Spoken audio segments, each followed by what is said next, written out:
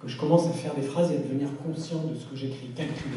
Alors que les 3 pages, elles sortent d'un trait. Alors, ça ne veut pas dire que je les sors d'un coup. Je peux sortir 3 pages dans la première heure où j'écris, ou alors je peux sortir 10 lignes qui me plaisent, je m'arrête pour un peu pour triper, quoi. Ouais, pour en profiter. Il y a vraiment ce côté-là, j'ai l'impression de baigner dans une sensation qui est très agréable, et je m'y remets et je fais durer le plaisir. C'est un vrai plaisir pour moi. Autant la construction, et j'ai l'impression d'être Sisyphe. Alors que là, le moment de l'écriture, c'est un moment de joie absolue. Donc je fais durer, ou alors tout me vient d'un coup le matin. Mais je m'arrête à 3 pages, parce que là, je commence à me sentir dériver vers un auteur qui s'écoute et qui se regarde écrire. Alors, on est porté par ces lectures, bien sûr. On sent, à travers la fresque extrêmement romanesque que vous avez écrite, que vous avez été un amoureux d'Alexandre Dumas, des grands auteurs de romans. Est-ce que finalement vous avez eu envie d'écrire un livre qui correspondait au roman que vous aimiez lire? Oui, par définition, je ne peux. Enfin, un auteur ne. Enfin, je me questionnais, est-ce que tout auteur écrit le roman qu'il voudrait lire? Je suis sûr qu'il y a plein d'auteurs écrivent des romans qu'ils ne voudraient pas lire eux-mêmes. Mais dans l'ensemble, on va dire, dans l'ensemble, on écrit quand même le livre qu'on voudrait lire, bien sûr, qui nous ressemble. Mais je ne me suis pas posé de question, c'est-à-dire qu'il y a quelque chose de fondamental pour moi et de sacré. C'est la notion de raconteur d'histoire.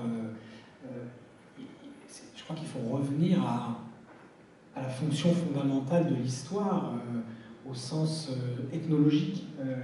Pourquoi, enfin, j'en sais rien, je hasarde, mais pourquoi on invente des histoires? On commence à inventer des histoires pour meubler les heures qu'on voit à la nuit, avec l'invention du feu, avec la présence de la lumière. Chose que j'ai mesurée quand j'ai fait un raid d'une semaine dans la neige, et que j'ai mesuré ce que c'était de pouvoir allumer un feu le soir. Et donc je me suis dit, mais en fait, c'est hyper précieux, la lumière change tout. Au lieu de se coucher avec le soleil, au lieu de vivre sur un rythme purement biologique, on commence à passer dans un rythme qui est aussi intellectuel. Il faut meubler ces heures-là. On commence à raconter des histoires qui ont au début forcément une fonction rituelle, sacrée. Et ça résonne encore dans les histoires, d'une certaine manière. Ça reste l'un des fils essentiels, ce fil rituel, ce fil sacré, même s'il est devenu subconscient, des histoires qu'on raconte. Et elles ont cette fonction-là. Donc raconter une histoire, c'est la fonction du roman. Raconter une histoire qui est universelle et qui, même si elle n'est pas notre histoire, est tout de même notre histoire. Et quel est le point de départ de votre histoire? Parce que finalement, ça peut être votre amour de l'Italie, ça peut être le mystère, bien sûr, alors, ça peut être l'art, ça peut être le personnage. C'est quelque chose de très volatile, c'est-à-dire qu'il y a une mare, une flaque qui est prête à s'enflammer, et il faut trouver le composé, voilà, qui va réagir avec cet élément chimique. Et cette flaque, c'est pas très beau comme mot, mais c'est un mélange voilà, il y avait mon amour de l'Italie dedans, puisque ce sont des racines. J'avais envie de quelque chose de plus ample que ce que j'avais écrit avant. Et l'élément déclencheur, alors je regardais un film de Paolo Sorrentino, qui est pour moi un des plus grands réalisateurs vivants. Italien, voilà. Et donc je vois une scène qui m'émeut beaucoup, qui en soi n'a pas grand-chose à voir avec mon livre, mais qui montre un crucifix qui est sorti d'une église. Donc il y avait quand même aussi cette composante religieuse qui est aussi là dans mes livres souvent. Et tout d'un coup j'ai ce déclic et je me tourne vers mon épouse et je lui dis, je vous dis pas ce que je lui dis parce que pour ceux qui n'ont pas lu, ça serait un petit peu divulgaché. Je lui expose mon idée en fait de ce livre, l'idée qui fait ce livre. Et je repensais hier en fait en me disant je ne pouvais pas soupçonner au moment où je me revois lui dire ça. Tiens, j'ai cette idée, je ne pouvais pas soupçonner où elle me mènerait. Parenthèse qui fait que j'ai adoré le livre de Brigitte Giraud l'an dernier, parce qu'il y a des gens qui n'ont pas compris la puissance de ça, de son propos, de la magie qu'il y a derrière quelque chose qui peut sembler anodin et qui en fait est une explosion nucléaire et on ne le comprend pas. Et donc, je lui dis ça, elle me dit ouais, pourquoi pas. Et je me dis, il y a quand même un truc, et là je passe mes 10 mois. Alors heureusement, quand je lui dis j'abandonne cette idée, c'est trop dur, elle me dit arrête, quand on travaille, c'est très bien. Donc c'est aussi grâce à elle. Voilà. Merci Surtout, Bérénice. merci Bérénice. Voilà comment ça s'est passé. Mais donc, évidemment, pourquoi cette idée me vient? Parce qu'elle relie tout ce qui m'obsède, l'art, l'art comme transcendance, comme connexion avec quelque chose de plus beau, de plus haut, de plus fort que nous, mais qui est en même temps complètement nous. Voilà, il y a tous mes thèmes dans cette idée, et là tout explose. Et tous mes livres sont venus sur une sorte de micro-explosion comme ça. Alors effectivement, le roman commence par un mystère, et on va aller jusqu'à la fin vraiment du livre pour comprendre ce qui se passe, qui est très fort, la construction est effectivement très bonne. On est dans un monastère, il y a un petit côté nom de la rose quelque part, hein. On est dans un monastère. Il y avait un petit clin d'œil, ouais. Voilà, un vieux monsieur qui n'est pas prêtre va mourir, ce sont ses dernières heures, et il est là depuis 40 ans parce qu'il veille sur elle, il veille sur une piéta qu'il a sculptée, c'est un sculpteur de génie, qui est enfermé là, parce que le Vatican ne veut pas que le public la voie. Cette idée de départ des polars. Oui, mais c'est ça qui me plaisait aussi dans cette idée. Contenu dans cette idée, il y avait plusieurs genres littéraires, et moi je suis quelqu'un qui déteste les frontières, et on vit dans un pays qui est très normé, en fait, où la norme est très très puissante, hein, à tout point de vue. Moi, quand on m'a dit à 15 ans, écrivain, ça n'existe pas, on m'a dit ça, enfin, je veux dire, c'est un hobby, écrivain. Ouais, il y a des mecs qui réussissent, mais c'est rarissime. Artiste, c'est pas un vrai métier, c'est pas dans les catalogues d'orientation qu'on me mettait sous les yeux. Donc déjà, j'ai senti cette présence de la langue très forte, et elle est là aussi en littérature et dans le cinéma, par exemple. Aujourd'hui, on peut encore dire, même si le lectorat fait moins la différence, dans la réalité, quand vous écrivez du polar, vous n'êtes pas en littérature. Quand vous écrivez du fantastique, vous n'êtes pas en littérature. Quand vous faites du film de genre, ce que j'ai fait moi, vous faites pas du vrai cinéma, vous faites du cinéma pour les ados. C'est complètement fou. D'autant que la France a eu à une époque une très grande tradition fantastique. Donc il y a des phénomènes de mode et des choses comme ça qui changent. Et ça me plaisait que dans cette idée, il y ait un peu cette idée du thriller métaphysique qui est là, derrière ce livre. C'est un livre qui, parfois, pour les plus sensibles d'entre vous, il y a des gens qui viennent m'en parler, peut même flirter avec un léger élément de fantastique à 2 ou 3 endroits. On frôle la frontière avec le fantastique sans la traverser, mais les plus sensibles viennent m'en parler. Voilà, et ça, mais à part ça, c'est un livre qui se passe quand même réaliste dans l'histoire, hein, mais j'aimais ces ouvertures vers d'autres genres parce que pour moi, il n'y a pas de frontière. Et d'ailleurs, votre héroïne, Viola, un de vos 2 personnages principaux, le dit. Exactement, je me sers de mon héroïne pour faire passer son message. Le narrateur est Mimo, Michelangelo, sculpteur, donc, enfin, pauvre, et qui a du génie dans les mains, qui va devenir un sculpteur remarquable. Mais le deuxième personnage, Viola, grande famille italienne, je me demande si finalement, c'est pas en elle que vous vous êtes le plus reconnu. Oui, bien sûr. Moi, j'ai écrit ce livre pour Viola et sur Viola, en fait. Mais je voulais pas m'incarner de... Peut-être que je le ferai un jour. Pour le moment, je me dis, je suis pas une femme. J'aime bien avoir une intimité avec les sujets sur lesquels j'écris. C'est pas interdit hein, d'être un homme, d'écrire dans la peau d'une femme ou vice-versa. Mais moi, je me sentais pas à l'aise, et parce que je peux pas savoir ce que c'est intimement que d'être une femme. Donc, je me suis incarné dans Mimo, sous la forme de Mimo, qui me ressemble un peu, qui ressemble à beaucoup de mecs, un peu bourrins, mais sympathiques quand même, et qui ne demandent qu'à apprendre et à aspirer l'intelligence de cette fille pour devenir meilleure. Ça, c'est moi, c'est les femmes qui m'ont entouré. Et donc je me suis incarné dans ce Mimo, c'est pour ça que ça m'embête un peu quand certaines personnes viennent me dire « Ah, ce Mimo, c'est vraiment un sale type. » Pas du tout. Mais j'ai fait pareil dans mon second roman, et aujourd'hui quelqu'un vient me dire aussi que c'est un sale type, le héros du second roman. Donc j'ai un peu de doute sur moi-même. Mais je lui ai fait lire une ligne où j'expliquais dans le livre qu'en fait non, c'était pas un sale type. Mais voilà, cette maladresse un peu bourrue, mais ce désir d'apprendre, c'est moi qui m'incarne dans ce personnage masculin pour parler d'elle, absolument. Alors, parlez-nous de la rencontre entre ces deux personnages, entre Nimo et Viola, qui sont deux extrémités de la réalité sociale, qui n'auraient finalement jamais dû se rencontrer. Est-ce qu'ils vivent un amour, est-ce qu'on peut appeler ça un amour, ou voyage parallèle, ou complicité Oui, c'est un amour dans le sens, dans l'acception la plus large du terme.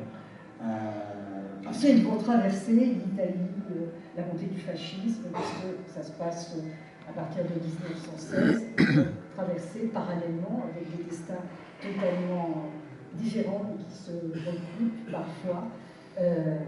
Oui, c'est rare de trouver des gens qui vous accompagnent toute votre vie. En fait, on sait tous que c'est déjà assez rare en couple, mais c'est aussi rare en amitié. Les amitiés, on peut avoir des amitiés très fortes, mais qui peuvent se défaire. Le Monde a d'ailleurs une rubrique là-dessus. Et à l'inverse, il y a des relations qui traversent une vie entière, et c'est rare et puissant, et c'est évidemment un grand matériau littéraire, et souvent dramatique. Et les grandes histoires, pour moi, viennent de ces rencontres d'opposés. Et d'ailleurs, moi, dans les gens, tous les gens qui font partie de mon cercle, le cercle de mes amis proches, et mon épouse, ne me ressemblent pas du tout. Évidemment, on a des choses en commun très profondes, mais on a aussi des trucs complètement différents. C'est ça qui m'intéresse. Comment il y a on est deux pièces d'un médaillon, comme dans les vieux films. Oh, tu es cet être que je cherche depuis longtemps. Attends, clic. Ça, c'est merveilleux. Et donc, il y a un peu de cet élément-là, de ces deux qui s'emboîtent, pas nécessairement physiquement, mais et parfois un peu maladroitement, comme deux pièces d'un puzzle, mais il n'y a aucun doute que c'est le même puzzle. Et ils le construisent tout au long de l'histoire. Nous ne sommes pas des aimants, nous sommes une symphonie, et même la musique a besoin de silence, dit Viola. Ouais, il dit ça à un moment où ils se disputent. Ouais. Il dit, plus on se rapproche, plus on se repousse. Alors, juste un mot, excusez-moi, sur Nimo qui en fait français, même s'il n'aime pas qu'on l'appelle il Francese, parce qu'il y a un paragraphe au début du livre qui montre votre amour de l'Italie. Et là, je pense que c'est vous, derrière ces lignes, qui parlez. Il Francese, j'ai toujours détesté ce surnom, même si l'on m'en a donné de bien pire. Toutes mes joies, tous mes drames sont d'Italie. Je viens d'une terre où la beauté est toujours aux abois. Qu'elle s'endorme 5 minutes, la laideur l'égorgera sans pitié. Les génies naissent ici comme de mauvaises herbes. On chante comme on tue, on dessine comme on trompe. On fait pisser les chiens sur les murs des églises. Ce n'est pas pour rien qu'un Italien, Mercalli, donna son nom à une échelle de destruction, celle de l'intensité des tremblements de terre. Une main démolit ce que l'autre a bâti, et l'émotion est la même, l'Italie, royaume de marbre et d'ordures, mon pays, votre pays.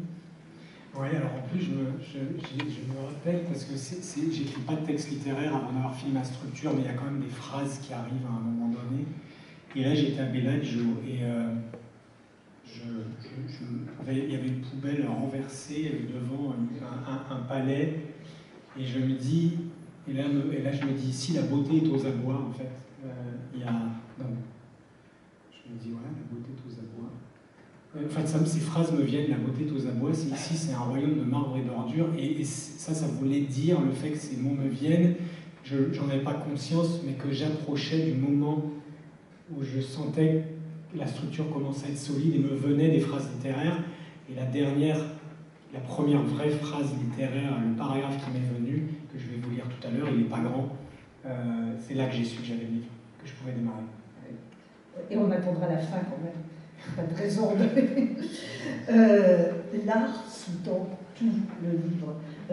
Et la sculpture, évidemment, puisque Nimo est sculpteur. Même si on sent que vous n'avez pas fait de recherche technique pour nous faire un catalogue sur ce métier, on découvre plein de choses, on apprend plein de choses.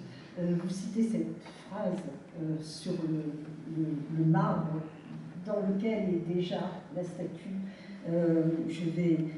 Est-ce que c'est construire ou enlever ce qu'il y a en trop que de faire une sculpture? Je vous laisse le dire. Non, allez-y, j'écoute. Non, on parlera d'écriture en parallèle après, mais c'est vrai qu'on apprend beaucoup de choses, à la fois aussi sur le danger du métier de sculpteur, le poids du marbre, et cette phrase que vous faites dire au père, à votre père, quand on construit une cathédrale, il pleut des... Ah oui, j'étais assez fier de cette phrase. J'ai inventé ce proverbe, mais il me paraît chouette. Vous inventez bien. Ouais, ça je l'ai bien inventé en tout cas. Non, mais quand j'ai trouvé cette phrase, quand on construit une cathédrale, il pleut des sculpteurs, je me dis ça sonne comme un vrai vieux truc. Et ça devait être vrai à une certaine époque en plus. Oui, c'est un métier dangereux, c'est un métier très dangereux aussi jusque dans la première moitié du XXe siècle, dans la mesure où il polissait avec la peau d'étain qui était en fait du plomb.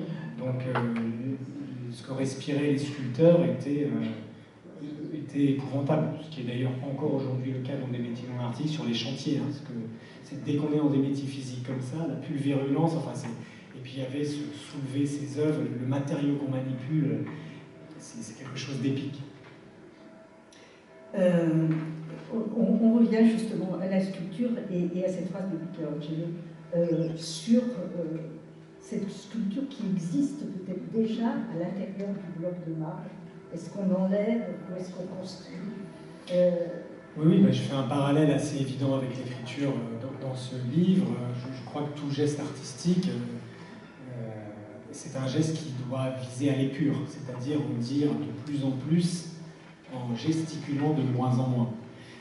Très bien représenté par la danse de Matisse, qui a quelque chose de presque enfantin, et en fait, aller faire la danse de Matisse. Donc ça, et j'adore cette œuvre représente exactement ce que j'ai en tête, en fait, dans cette notion d'épure, où il n'y a même plus besoin de démontrer, d'expliquer, d'appuyer, et j'aime l'idée, et moi je sens cette progression dans mon écriture, c'est-à-dire que on pourrait se dire, mais en fait, tu fais le contraire, parce que ce livre fait le double de la taille des précédents. En fait, c'est un livre qui va à l'épure. Il pourrait aisément faire 1200 pages ou 900 pages, mais il en fait 580. J'ai enlevé tout ce qui n'était pas nécessaire.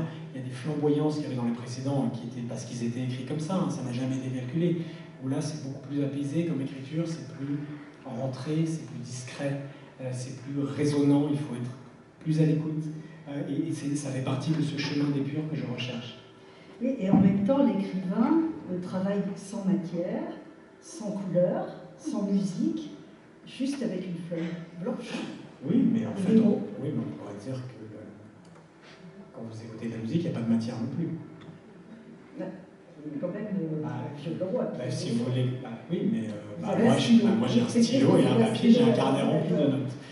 C'est vrai. Voilà, donc au fond, il y a cette résonance-là, c'est la même que celle de la musique, qu'on a dans une grande œuvre littéraire ou dans une grande œuvre musicale, ou devant un tableau, ces émotions-là sont les mêmes. Pour moi, le geste est exactement le même. Je ne fais pas de différence entre les gestes artistiques, on fait tous partie d'un même métier. J'en profite pour faire une parenthèse politique, métier qui n'existe pas en France, parce que la case artiste n'existe nulle part, et on manifeste lundi soir dans plusieurs villes de France et d'Europe pour la reconnaissance des statuts d'artistes qu'on nous refuse. Alors, votre livre, il fait réfléchir aussi. Ce n'est pas qu'une histoire, il fait réfléchir. Il lutte contre toutes les tyrannies. Il y a évidemment la tyrannie politique, la montée du fascisme Mussolini en Italie. Il y a la tyrannie que rencontre Viola, qui est une femme forte, une femme qui a envie d'exister et qui n'y arrive pas dans l'Italie de cette période-là. Et puis il y a la tyrannie, mais là on laisse cette partie-là, on ne la dévoile pas, la tyrannie qu'affronte Mimo au quotidien. Vous aviez envie de faire parler, de reparler de cette période de l'Italie qui finalement a aujourd'hui certains romans. Oui, mais je crois que autant j'étais énervé contre mes parents qui ne voulaient pas que je sois artiste, autant je leur dois beaucoup de choses, et parmi ces nombreuses choses, je leur dois une incompréhension totale de toute forme d'intolérance qui se matérialise dans ma tête par le fait par voir mon père qui revient avec un petit badge « je touche pas à mon pote » dans les années 80.